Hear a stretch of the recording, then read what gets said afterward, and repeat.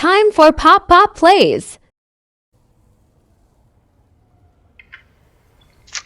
Hello and welcome to Pop Pop Plays. Today we are taking a look at Total War Warhammer 3, the Shadows of Change DLC 4.2 just dropped today, and we are playing through all three of the new legendary lords. Today, this session we will be playing with Yuan Bo. Let's go ahead and start the campaign. We also have and Emperor.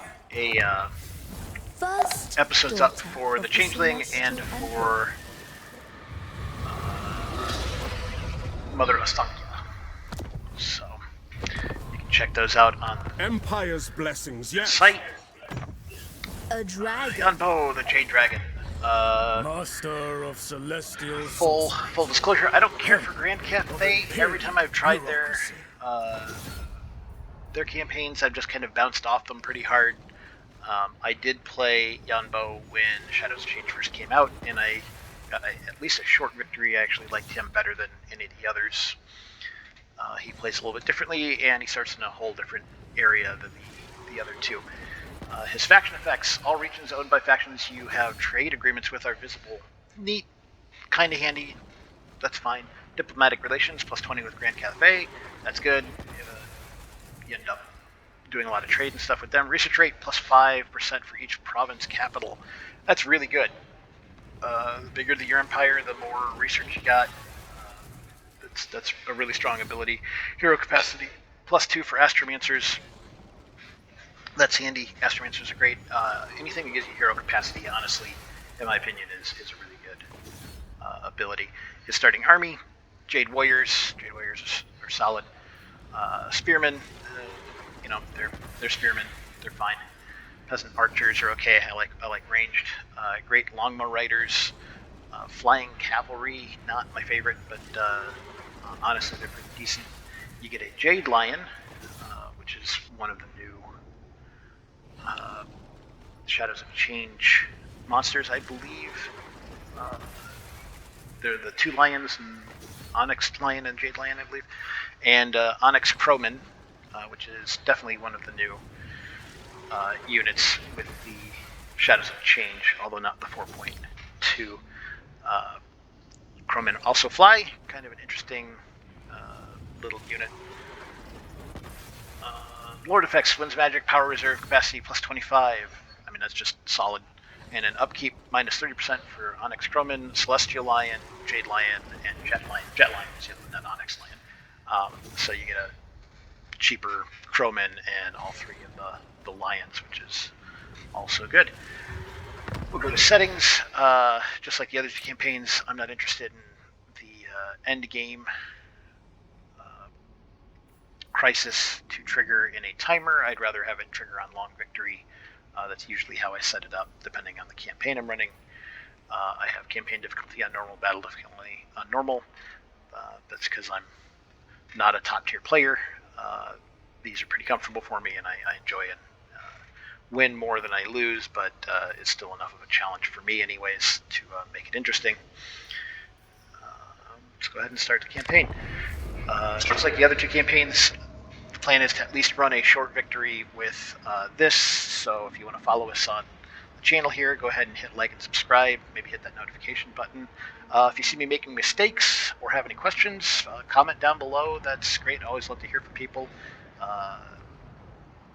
Constructive criticism is certainly invited. I'm not the best player. I really enjoy this game a lot, but I've still got a lot to learn. Honestly, Total War Warhammer 3 is one of my top 3 favorite games. I think of all time, or at least of anything that I continue to currently play. I really enjoy smashing giant monsters into hordes of little soldiers. That's my favorite. And as a result, my favorite army is probably Lizardmen on here, just for all the dinosaurs. But I like a lot of the armies, especially after I played them a while. Skaven I didn't care for early on in Total Warhammer 2, but they had some updates and changes, and after playing them for a while, Skaven is also one of one of my favorites. They're a fun race to play. Cathay, I'm not sure. Something about them, it just doesn't quite fit in my playstyle, maybe, or just can't click with me. I don't really know what it is. I don't like their legendary lords. The changing into a dragon mechanic is cute, but not my favorite ability. I guess I prefer my lords to mostly be settled into whatever they're going to do. I don't know. The regular units are fine, but not all that interesting to me. Later on, you get things like the Terracotta Sentinels and the junks and stuff. Those are kind of cool. But you don't get certainly the Sentinels until quite a bit later. I don't care for their cavalry that much, but I'm not a big cavalry fan. Light cav, scout cav I like, but not hard-hitting cav. As a result, Bretonia, for instance, not one of my favorite armies to play as. I think I mentioned on the other two campaigns that I can't play this on my SSD on my computer anymore because there's not enough room, so loading maps takes a while. We're just sitting and recording me as I play, so we're not really cutting anything out. So unfortunately, we have to sit here and you get to hear me talk for a couple minutes while it loads in this map, and then same when we have to load in battle maps, although those go quite a bit quicker. I have, in Immortal Empires, I have played a little bit over in the Cathay area, but not much, again, with the actual Cathay armies, mostly as invaders, one form or another, Chaos Dwarves, or most recently I did Ogres again. Another army that I really wish I liked Ogres a lot, and I like the concept of them, but then I sit down and play them, and just kind of struggle with enjoying it, I guess is the way to put it. One, I don't like either of the legendary lords that launched with the game. I think they're both kind of poor in my opinion. Something about their early mechanics with the way the camps work just feels clunky early on. Later it's not so bad, but just early on its placement of the camps and like usage just feels I don't know, just too tricky. Here we go. We're going to skip that. If you want to watch that, go ahead and get the DLC and watch the little cutscene for that.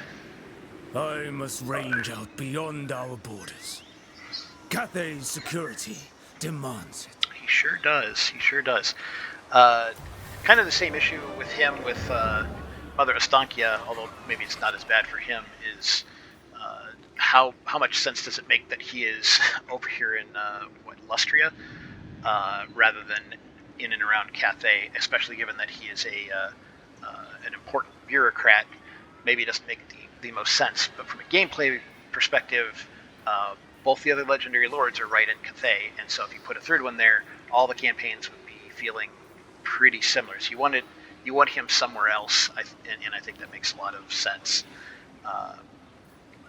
Gameplay-wise, at any rate. And honestly, this isn't a bad spot for him. We're really close. Yeah, we're really close to the sailing thing to actually go back, which is really handy, and it's something we'll end up doing early on in the campaign, probably when we get a second lord. Alright, Yuan Bo's Path to Victory. It is the Jade Dragon's duty to increase the Celestial Emperor's influence in the world by fully harnessing the power of the Wu Jing Compass. Yuan Bo must activate 4 dormant directions unique to the Jade Court that point towards distant sites of great power. Constructing an astromantic relay at each site will empower the compass to greatly strengthen Cathay's dominion and bring Yuan Bo closer to campaign victory. As astromantic relays are constructed, the Jade Dragon must stay prepared for hostilities from those who seek to stop the redirection of the winds of magic. Successfully activating the 4 dormant directions will lead to the final incursion. Super duper. That is essentially an overview of what his campaign is supposed to be. Mission issued to defeat an army belonging to the Vipers, get a little bit of money. We'll go through some of the stuff that we've got here. Again, we are, I believe This is the northern tip of Lustria, essentially on the isthmus of Lustria, and then kind of the Dark Elf areas to the north. Solidly in with the Blue Viper orcs and eventually all of the crazy lizard men and Empire people who are running around here. I'll start with Matters of State. Matters of State is kind of a funky ability. It costs you steel and or stone in order to use these abilities. To start, we have 2 steel and 2 stone. So if we want to levy the provinces, it will cost us 2 steel. And once we've done that ability, those steel will take a few turns and become stone. So theoretically, if I use 2 steel, I forget how many turns it takes. I'm not sure if it says until we use it. We could get up to 4 stone, then we could do a 4 stone thing, which is actually what we need to do, because we need to make fortress cities and commercial districts. Each time we declare a new fortress city or commercial district, we will gain additional steel or stone token up to 4. So in order to get these final ones, we need to make fortress cities and commercial districts so that we can increase the amount of stone and steel that we actually have. And honestly, you want to get on that kind of as quick as you can. Commercial districts, target settlement, tier 3 plus province capital is declared a commercial district, gaining improved effects from settlement building and all infrastructure and resource buildings. And then fortress cities, pretty much the same thing, a tier 3 province capital, which gives improved effects from military and defense buildings. We own Isle of Crimson Skull, which is tier 1, so it'll be a while before we run at tier 3. So right now we don't even have to worry about the commercial and fortress city. We can just use these abilities as we see fit, which is fine. The Wu Jing Compass is another fun little thing. We can do any of the 4 that are open, and they will give us certain abilities while the compass is pointing at those. And the abilities will increase over time and then get reduced over time if we're not using them. The other directions are locked, and that is what our campaign is all about, is unlocking those.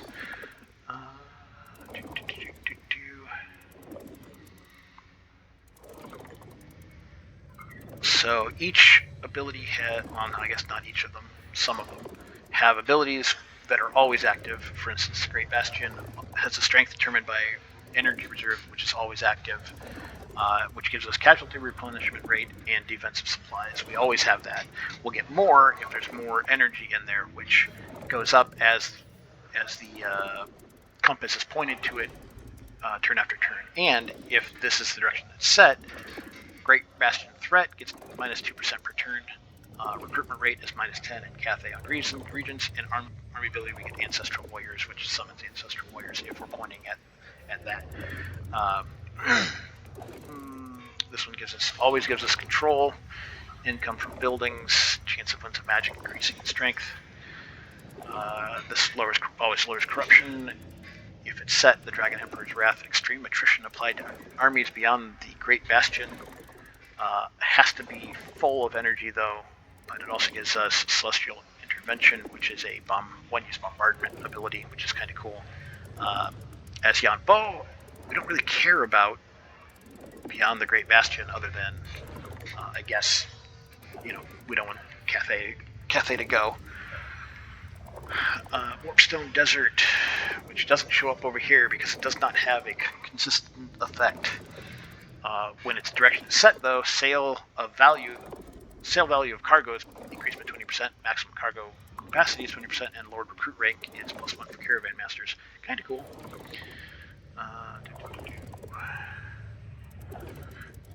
This gives us growth, construction reduction, recruit rank, character experience, and unit experience. This one also doesn't have a passive. When it's set, characters are immortal, and attrition is reduced. And this also doesn't have a passive. We gain access to Winds of Magic Manipulation and Winds of Magic Power Reserve +5 per turn in Cathay-owned armies. So we get to choose one of these to start, and it will help us out, and then also increase the power then for the passive.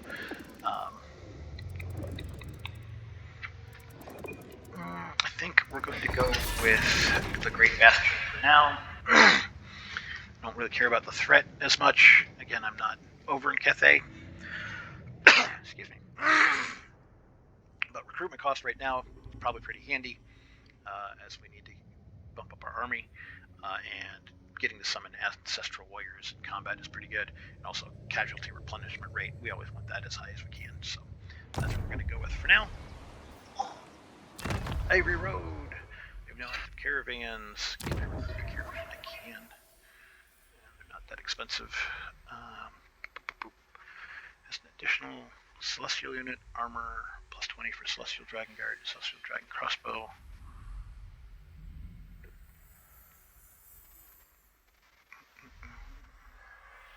So, one guy, two guys, I guess. The other one is a Western Idealist. He gets Empire units and diplomatic relations +5 with the Empire. That's kind of cool. Gets a crossbowmen and gunners when I already have those guys, but it is some extra dudes. I am going to go with him. See if that is handy.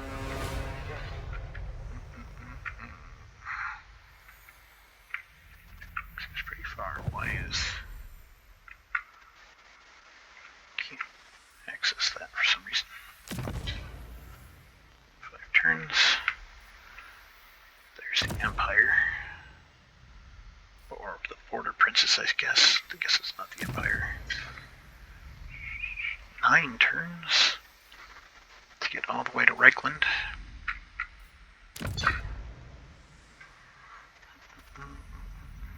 6, 5.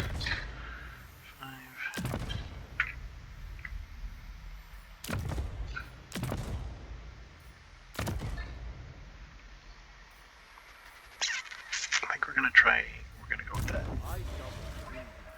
Cargo value, we're just gonna leave it at 500 and go ahead and let it be, mostly just to get the caravan out there and get some experience. So dispatch that caravan. That's great.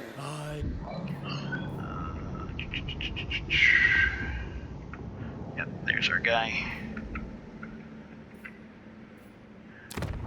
Yeah, we also control Shangwu. It's one of those things. I forget. I think we get a thing pretty quick that allows us to get rid of it, which we probably will end up doing. Okay, so we're looking for the different directions. One is to the south. One is north of us. One is kind of way over there, and one is even further. This is kind of the closest in hexodal. A little ways north, that's not too far. That's kind of easy to reach. It does mean, assuming he's still holding it, it looks like Mazda Mundi being on the chopping block, unfortunately. We have to get there and construct a building in order to actually unlock it. I believe that's all of his special little things. To wipe out, do some works, and take out that last blue viper so we can take the whole province. Sounds good. Let's change our speed to fastest. Don't need to watch them walking slowly. Yuan Bo. Oh, and we get a Gatemaster. Gatemaster. Fun. He gives training. No easy That's lesson. fine. Not my favorite, but it is what it is. We got 1, 2, 3, 4, 5, 6, 7 regiments of renown for Cathay. On the low side, in my opinion, if a army doesn't have at least 10, then it kind of shows that there just haven't been very much in the way of DLCs or anything for, which makes sense. This is the newest game, and a lot of their My a lot of the siblings chaos are stuff armies, actually has yes. a bunch of stuff. But the The Cathay strings of the celestial empire. and the what's it, Tsarina's stuff haven't yet. So this is really the first big update for either of those armies. So go ahead and attack, rock the horrible. It's a bunch of savage orcs. That's fine. It's a divisive victory. We will go ahead and play this. Partly because battles are exciting. A lot of them I'll probably end up skipping, especially if they're divisive with low. And you can see how I fight these battles. Again, I'm not the best, and I tend to pause quite a bit to make sure that my guys are going where I want them to go. Hopefully that isn't just slow and annoying. But I guess we will see.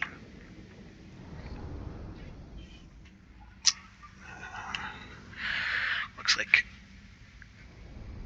pretty heavily forested map with kind of some bare area in the center. He's got 2 archers and guys on boarback. I'm attacking him, but it's hard to say whether he will come to me or not. I kind of need to go to him either way because all I really got is the 1 archer. Not quite the army setup that I prefer to, but it's early and I haven't gotten a chance to even hire anybody yet.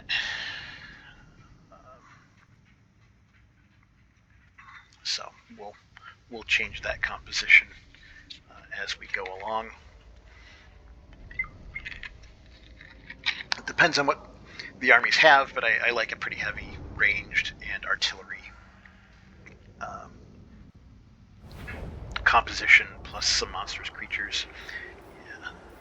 Not going to channel magic, that's always terrible. I am going to start the battle. We're on a sloping hill, which isn't the most helpful. We could try to start up here, but again, we don't have artillery. In fact, this map is a really good one. If you have artillery, you can start up here and fire, and they've got to come up the hill or around, and even then they're coming up at you, and it's pretty well defended. That is unfortunately not what we've got. Crowmen can start anywhere. That's great. Cavalry! Not the flying cavalry though. Let's go ahead. Spy master. I don't know why they all changed like that. That's weird. Okay. Almost behooves me to sit in the woods to face out his boar guys, but I don't think we're going to do that. We're going to go ahead and just kind of right down the middle. Yin yang, yin yang. We'll just do a standard The celestial line. Long spears. Make it pretty wide. Spears on the side, swordsman in the center. Minds as one. Archers close enough. He's not close enough to give both spearmen. No, he's just not. Okay. If I leave the crows over here, that'll give them yin yang. Master of defense. He's a hybrid unit, so he gets to fire or not fire. Let's put Jade Lion next to him.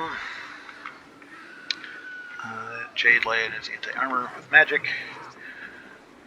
That's right, they've got constructs now, which disintegrate and crumble. Let's get some missile resistance, some Jade Conduit. It helps with power recharge. I'm not too worried about that. He's Yang, which is good. Mastery of Elemental Winds, that's also handy, but I don't really have an ability to choose what he got. Jade Lion Breath. Range is 100 meters, so he's got breath attack, which is kind of nice. Yuan Bo. Yuan Bo. Yuan Bo. We've got Shem's Burning Gaze. Excuse me. Magic Missile. Not my favorite. Most magic missiles I feel like don't do very good. They have real line of sight problems. The only one I actually like is Fireball. Okay, shield damage resistance plus 44%. It's pretty cheap. It's a ward save. Only affects one ally, but that's still pretty good for four mana. That's right. He gets the Emperor's Executioner. It only works on lords and heroes, which worked on monstrous creatures, but it doesn't if they are at 20% or lower. It just simply executes them. It does a decent amount of damage. On top of that, I believe it can be used even if they're not. So it does a decent amount, but if they're below 20%, it just kills them. So it finishes them off real quick. A fun ability. And then, of course, he's got his transformation into dragon. He transforms into dragon form. It's powerful melee attacks and flight. It just makes him stronger in melee. It's handy. It's weird. I don't know if I'd say I like it, but especially if you're chasing down something, it can be cool. Or if you want to get into combat or an area quick across the map, it's kind of handy. Right, that should be good. Let's go ahead and start this up. Just go ahead and move forward. Boar boys are armor piercing, but they're not anything special. Our flyers are heavily armored, so I don't necessarily want to face off against the boar boys. Unfortunately, I think a lot of them. No, I guess not. They're just tough. Frenzy, war paint. Don't want to get too close to his archers until we get into combat. Why are that happening? So I don't understand this. I don't know if anybody can explain it to me. We are locked for a control group. That's supposed to mean, my understanding is that they are supposed to march information. And sometimes they do, and then sometimes you get this. And I do not know why that happens. And can you hit him from there? You have to poke him. That'll work. Ancestral Warriors. Yeah. Now you gotta deal with it, buddy. Although, honestly, he just has to march these two guys forward. He can do more range than I can. Can you hit that guy from here? Maybe we even attempt it? Shoot. Hey, surprise. Got him. Good job.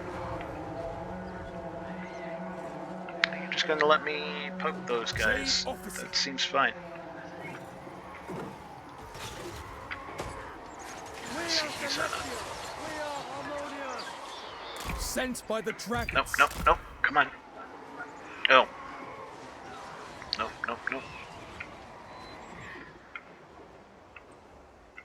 Bringing harmony.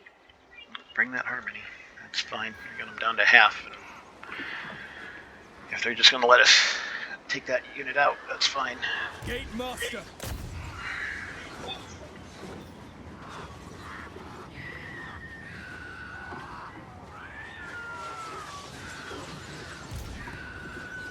Supreme Watchman. Ancestors. Time to reverse. Let's go ahead and get you into those guys. Let's go ahead and get you into those guys. Cat can bother that. Most loyal.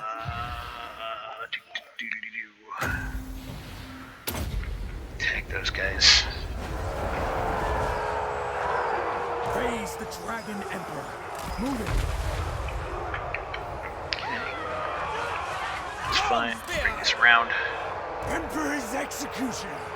Let's go ahead and become a dragon. Of Jade. Shen Yang's faithful.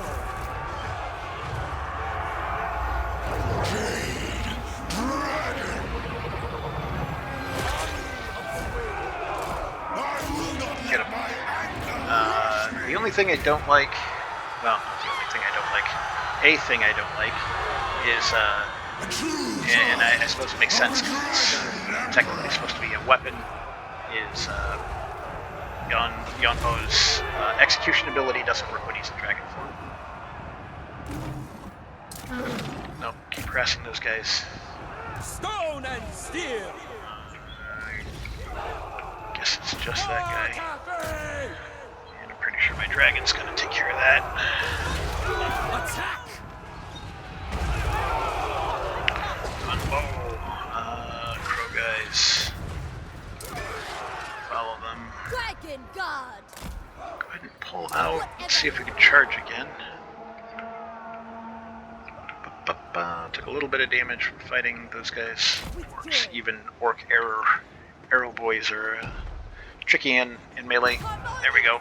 Turn right back around. Go ahead. Follow his guy out. Mostly over. Yeah, there we go. Three losses. Let's go ahead and end that. Nice. That would have been a good opportunity. I probably should have changed him back into Yuan Bo's human form and seen if I could have executed the leader as he was trying to run. He looks pretty hurt. I did not. The only real reason to complain about that is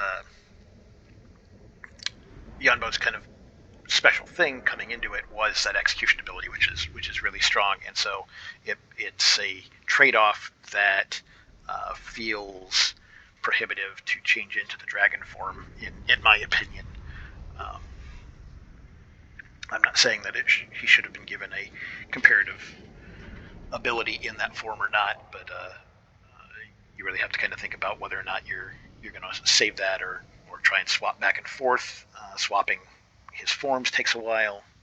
It can just be a bit of a nuisance to do that. Again, a lot of the way Cathay plays just does not seem to fit how I enjoy playing the game. Looks like our swordsman took it on the nose, but against orcs, that's not super surprising. And we were definitely charged by those boar boys. I would imagine is the one that did 22 really hit them. Most of the rest of the units look like they're fine. These crow guys are interesting. I'm really not quite sure, not so much how to use them as much as how useful they are. I like bats in most of the armies that get them, especially early in the campaigns. I know how to use bats. They're cheap. They're throwaway units, so if they go out, I don't care. These guys feel like they ought to be more important than bats and probably used, I don't know, more sparingly and more carefully. And I'm just not entirely sure. And that's kind of my same thing with these flying cavalry. I get, or can get anyways, too excited to get behind the lines and get at their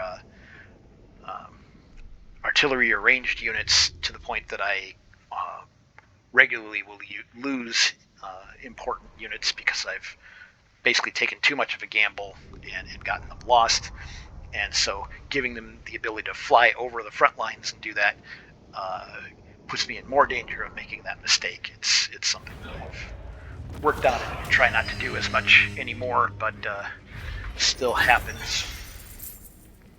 Okay, unit experience is terrible. Armor replenished by 4 will put our swordsman back up to 4. Treasury 402 is fine but not great. They're a small army, so it's not surprising. Probably go with the replenishment because we expect to fight a second time this turn. Does finish those guys off though instead of letting them run. Still don't really know why sometimes they get to run and sometimes they don't. So leveled up. Yuan Bo gets a point. He has 2 items that we'll get later. Straight up just going to take Route Marcher. Again, 5% isn't a lot, but it is fine for 1 point that you can get right at the beginning. You may have heard me talk, if you've watched the other videos I've done for the other 2 factions. I know generally it's considered the best bet to go down the blue line first, and I don't disagree with that, but it kind of depends, for me anyways, what the character is kind of all about. If they're a spellcaster, they usually go down the spellcasting line first. If you don't have those spells, you can't cast them, and spells in combat, they can turn the tide of battle in the right spot. So spellcaster characters, I rarely go down blue first. It'll almost always be at least a ways down their spells, if nothing else, to pick up the first set. Maybe all the way down. He gets Greater Arcane Conduit, unlike Mother Astunkya for some reason, which is great. Greater Arcane Conduit is even better. Sometimes a character's special abilities will be so good that you want to pick them up as soon as you can, although the newer characters, a lot of them end up being rank locked. So, for instance, I can't get this Celestial Administration stuff until level 12 anyways, so this is closed off until then. Can get judged, targeting range plus 50% for the Emperor's Executioner, and an additional use for the Emperor's Executioner. Probably going to be my next talent point. The Executioner ability, I've used it and I know is really good, and then he gets, this ends up being his combat line basically, so charge bonus, armor, hit points, speed, all fun stuff. And Jury, so an additional cooldown, which is great for the Emperor's Executioner, and another use, which is still good. Then Woundmaker, so weapon strength, melee attack, additional armor set, although he's already at 120. Why are they giving him so much? I don't remember, but I feel like armor caps out at a certain number anyways. Melee defense plus 6. Melee defense is great. His lower than 50. My goal with any character that's planning on being in combat is to get at least 50 melee attack and 50 melee defense. That's a good starting number for characters. It makes them super durable against kind of the chaff. Little guys aren't going to do much. Elite units are going to approach that, but still going to struggle, especially if you can back them up. And 50 will be okay against some of the lower level, like heroes and stuff, and then you can kind of go from there. You can see his attack starts at 65. And an Executioner raises the hit point threshold of Execution by the Emperor's Executioner to 33%. I mean, that's amazing. Attribute Executioner. Unit with Executioner will execute units in combat below 20%. So he'll automatically execute, apparently, if I'm reading that right, if they hit the 20%. So if I'm not even paying attention, he'll just kill a guy, and he gets an additional use of Emperor's Executioner. So I think that puts him up to 4. So that'll be a line that I do early too. The red line, most of my characters, most of my lords, that will come in late as I'm leveling them up, if at all. Legendary lords, a lot of times I won't put anything. Maybe I'll put one in Inspiring Presence. The leadership effect is handy, especially if they're going to be close to where the fighting is taking place. I've never been impressed with unit experience gain, especially for like your starting legendary lord. Those guys are going to level up with you anyways, or die, and guys that are later will be starting out and it may not hit anything regardless. It just doesn't impress me. It's a passive that you won't notice the effect taking place. His blue line control, recruitment cost -5. Never been impressed. Attrition, that's always handy. Fervent, less corruption. Not that impressed with this. Control will be handy. Irrepressible, so that brings him back if he dies. That's okay. Lightning Strike, I've mentioned in my other videos. I rarely take it except as a dump stat. I play on normal. I don't run into a lot of enemy groups grouping up anyways, and it just doesn't seem all that helpful. Quartermaster, he gets it too. All 3 of the new lords have Quartermaster in some fashion. I thought they had been taking that out of Legendary Lords stuff, because I'm pretty sure some of the lords I've played recently didn't have that, but maybe I'm getting mistaken here. Casualty replenishment rate. Again, I hate to see this on the second half of the blue line and not the first. Just kind of annoys me.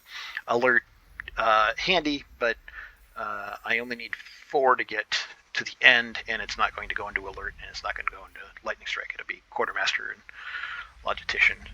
Great Bastion, an additional -6% upkeep, so that's weird. Quartermaster goes up to 9, and usually your final one goes 8. That's 2 less. I don't know why that is the case. Recruit rank +2 for Lord's Army, again, doesn't impress me. By the time you're hitting this, you're maybe not recruiting that many more. I don't know, maybe people play differently than the way I play. Local recruitment capacity +2. Local province, again, same thing. By the time you're hitting here, your army's getting pretty close to full. The only advantage to that, I guess, is if there's another lord that's recruiting in the same province. I think they get that, although I'm not sure. I've not tested that out. But we start with Route Marcher. We almost certainly were going to go Judge second, and mainline that over his spells. I'm not sure. I'll have to decide. Spells are good, so. A change from my scroll. That's right. Oh, well, I was wrong. He is not going to have enough range to get to the High Sentinel, which is way over there. So, kind of a weird starting position. The Emperor's architect. Can't even get to the edge of that. The leaves Wow. fall Okay. sadly at our passage. Not even going to get to the second guy. I guess I didn't need to heal up. That's fine. We will recruit units. Cathay's forces Give were me 2 created more for such archers. triumphs. Not a whole lot.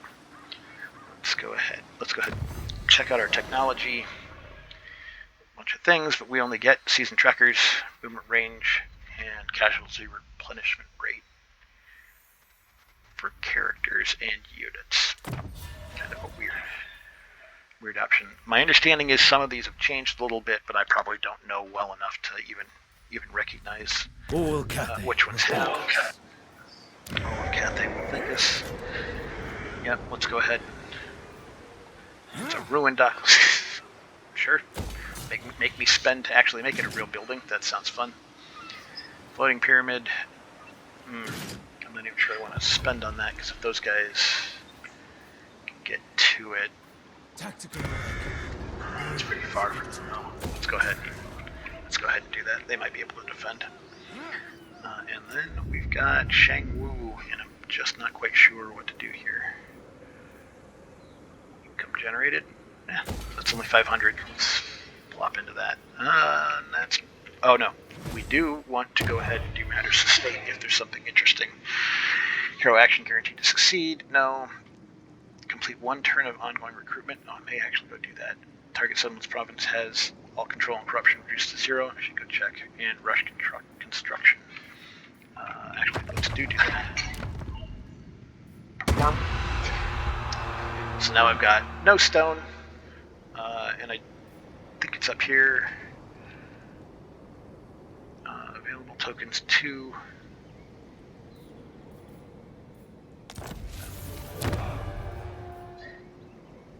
Doesn't really. I got 2 steel, and then I'll be getting the stone back. 5 turns. Oh, and winning. Oh, that's right. Winning battles decreases that by 1 turn. I should have done this before I fought my battle. Actually, more. Thank you. Let's go ahead. I hate that. That's dumb.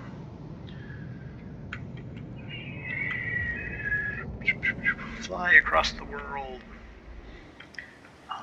Go ahead and levy the provinces. So that's probably how I should have started my campaign. Literally was recruiting those 2 guys, doing that, so I'd have them. I've used up both of those, and then I could have fought that first fight with 2 more guys. Warriors for the allows me to Empire. do, yeah, 1 more of each, I think, will be good. And end that turn. Great. Next turn, we hopefully chase Gormog Get Richer down before he can get to my other town and take him out and reduce the cooldown of my stones and steel by 1 turn. Ultimately, we want to get over there and take that last settlement in my province and get at least 1 province. And then we've got to decide whether we're going north or south. We want to go north. That's the closest of the 4 I should compass be the directions. celestial city, ensuring the empire is well, not Ugh. in the field. Honestly, they probably win that pretty handily, though. Yeah, decisive victory. It's just a bunch of Noblars and then 1 guy and a big dude in the Lions. How low a casualties would this be, though? That ought to be a pretty easy fight. You got a lot of ranged guys to chop those guys down. That's not even the range units. Halberdiers and I didn't realize we had not only the crossbowmen and the handgunners, we had halberdiers from the Empire too, which actually is really handy. All of these guys are bonus versus large. I'm gonna fight this. I don't trust the computer on this one.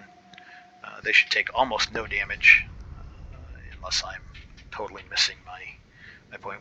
We'll put ranged guys out kind of just a little bit in front so they can shoot down anything as the ogres are coming, and then the ogres are just going to hit a line of spears and halberds that ought to just tear them up. While archers and honestly, even while they're in the line, ogres are big enough that those ranged guys should be able to hit them. Here's hoping, anyways. Shouldn't take much damage from this. That's kind of the big thing, is the way the caravans work. I'm not as used to it with the Cathay, but it's hard for them to replenish damage because they are in foreign territories, so the replenishment rules still seem like they apply to them, which is annoying. I'm more used to the Chaos Dwarves, kind of more maddening convoys. I feel like the Chaos Dwarves got the short end of the stick from the short campaign that I've already played with Yuan Bo. I feel like these caravans system in encounters just are better than the Chaos Dwarves. Maybe that's just my opinion, though. Okay. Well, this is bad terrain. I want a good spot with good fire for my guys. I can move maybe to the edge of this hill, and that'll give me a pretty good. Hand gunners!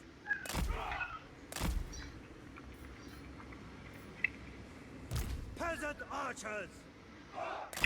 Kinda all 3 on those. Let's put For Heldenhammer! We are ready! in between, that way these guys can kind of drop back. Send Young's faithful. Not gonna be my strongest guys in the center. And then spearmen kind of come up wherever I need them to. That's pretty good. I really don't know how good this guy is. Everybody's yin yang is already pretty handy, though. He's decent attack and defense. He gets harmony amplifiers, so kind of want him pretty close up there. But otherwise, he's just kind of middle of the road without any special stuff. So that seems like a pretty good spot. The dragons chose me. Put that in start battle. Pause it so I can choose to get right where I want it to be.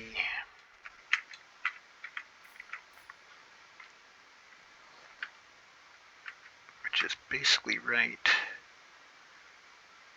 here, I think. See if I did that right. Remember your training. Trust in the dragons, and victory Saber shall be tusks. certain. Man-eaters away on the side. Just want to get up so I can get my... Yeah, there we go. just freely fire. That way if they can see something, they can shoot it. And they are good old crossbowmen with their extra range. 160 over the 45, 140 is really handy. They will perish. That, please.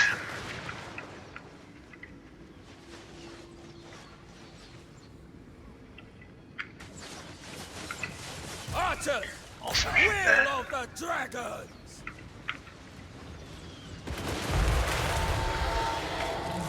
It's got some sort of spell. Don't like that. Jade warriors. Hand gunners. Celestial fury. For the moon dragon. The Emperor's wheel. Long spears. Sir. Yes, General. Quick march. Cut them down. With joy. Alright. Well, here's hoping this works. Nice. Get into that guy. Warriors. Repositioning. Weapons at the ready. Sigma guides us. The wind take position. For the Emperor. Restore Shoot those order. guys. There must be Kill those dumb order. gobblers. Hand Gunners should be able to hit them. Or hit him, Jade rather. warriors. Come up behind that. These guys are still in there. You guys need to get into that guy. Peasant archers. Celestial Take too much damage. fury. Nope, the cats aren't coming back, it looks like. They say no. Never conquered. Seems good. Eradicate them. Most of their guys are running or getting ready to. Bombardiers. Yep, get into that. That sounds good. Big ogres are going.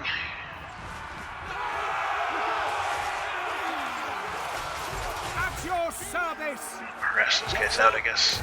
Those guys are broken and shattered, and we're done. Good, great. It's not too bad. Could have been a little bit more on the ball with some of that, but that's the way it goes. Lost 73 guys. The Jade Warriors took a bit, and those handgunners got charged into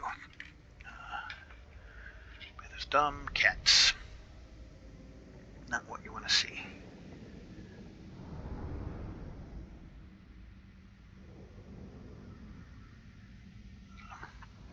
Let this go. I never believe this screen anyways. These numbers seem to change when we get to the final thing.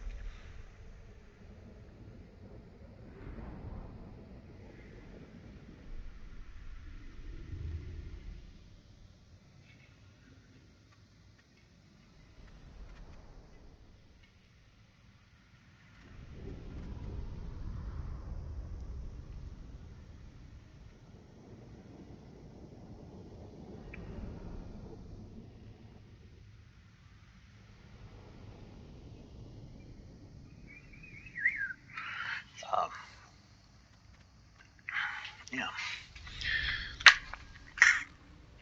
It is handy having so many halberds and spears. The nobblers, of course, aren't really that much of a threat anyways, although they killed a few guys. But that much really helps against the ogres, especially the cats. Of course, ogres get ogre charge, which means even if I can stand and brace, I lose a whole lot of the extra defense. But the really important thing is having the anti-large. Can kind of help slow them down at any rate, and helps do more damage to the guys, while hopefully relying on range to kind of take the rest of that out. I'll never know whether I did better than what the auto resolve did, but I'm assuming I probably did. That wasn't too bad of a fight. I didn't make too many mistakes there. The guys on the side, I should have turned for the man-eater's charge. I'm not that great at that, and I did not get that in time. Probably should have pulled my ranged guys back a little bit sooner. They didn't take a lot of damage. The handgunners took a little bit, but still. Ultimately, what I wanted was everything to get hung up on melee guys and not my ranged. Also, not a great spot. I don't like that map, at least not for the way we were fighting. Okay, unit experience, 100. I'm not that interested in. Army replenishment, it's a little bit, and that's probably what I'll take.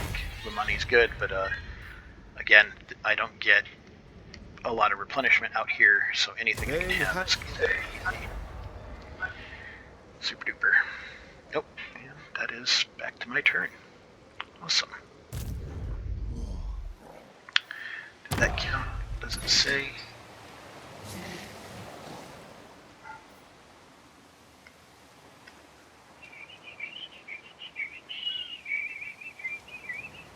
Yep, I think that fight counted. So now we will have one of each available in the 3 turns. So that's handy. And see, he's got a bunch of guys. Maybe I should not have paid for that. But after all, My time. unfortunately, I can't catch them. I have to just slowly walk over there. But we can add another 2 guys. Yin and the Yang. Magistrate. Celestial General, I think, is the new Lord. I think they had the magistrates and the dragon-blooded Shugunin. I think the Celestial General is what got added, but I'm not positive. I think they're a melee-based Lord. Heroes, I don't have anything yet. Yeah, see, they do that here too.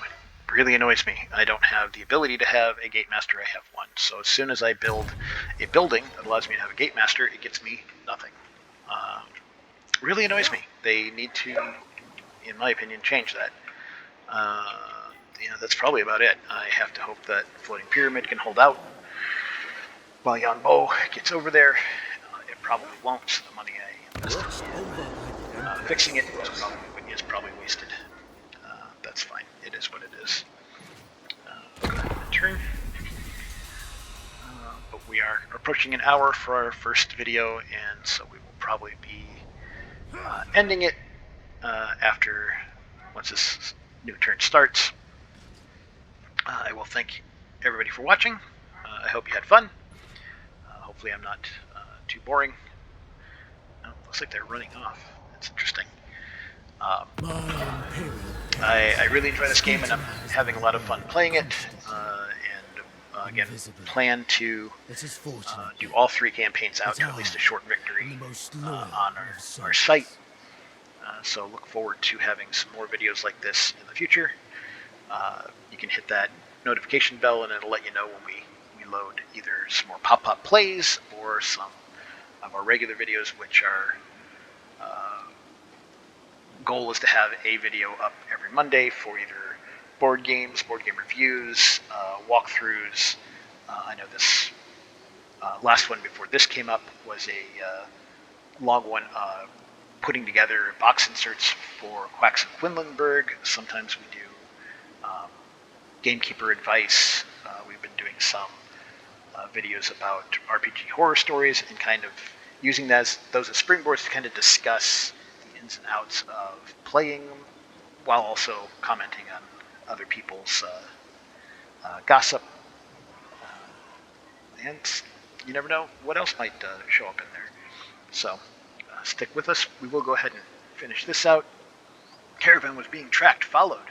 After moving into a defensive stance and drawing weapons, the potential enemies emerged and turned out to be friends. A group of mercenaries who have fought alongside and spilled blood with you in the past. More like friends than mere colleagues, in fact. Yes, you called them friends, and then you called them friends again. Bad writing. Bad writing. We can get 3 more peasant archers. Interesting and handy.